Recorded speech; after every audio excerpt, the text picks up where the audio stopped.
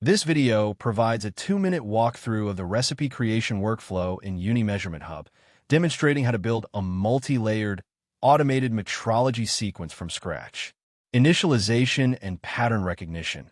The process begins with loading a high-resolution SEM image of a contact array. The user creates a new recipe named Contacts and establishes the base layer, L0. The first critical step is setting up pattern recognition, PR. In the PR editor, the user draws a bounding box around a single, representative contact to serve as the master template. They then define a larger, grid-like search region of interest, ROI, covering the array. By clicking Learn and Match, the engine quickly scans the ROI and successfully identifies all 25 identical contacts, highlighting them with green markers. Standard measurement configuration. With the targets located, the user sets up the first measurement node, M0. They select the Contact SE algorithm and define an annulus measurement region, drawing an inner circle and an outer segmented boundary to guide the edge detection.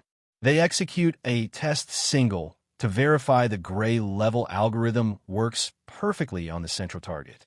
To ensure robustness, they click Test All, and the software seamlessly applies this precise measurement logic to all 25 contacts found during the PR step. AI segmentation and recipe structure.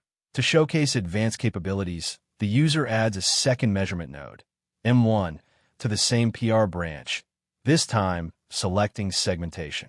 They define a rectangular ROI and apply a localized CU3 denoise filter specifically to this patch to enhance image clarity.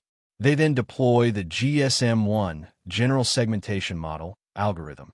A quick test single yields a perfect, solid green pixel mask isolating the contact.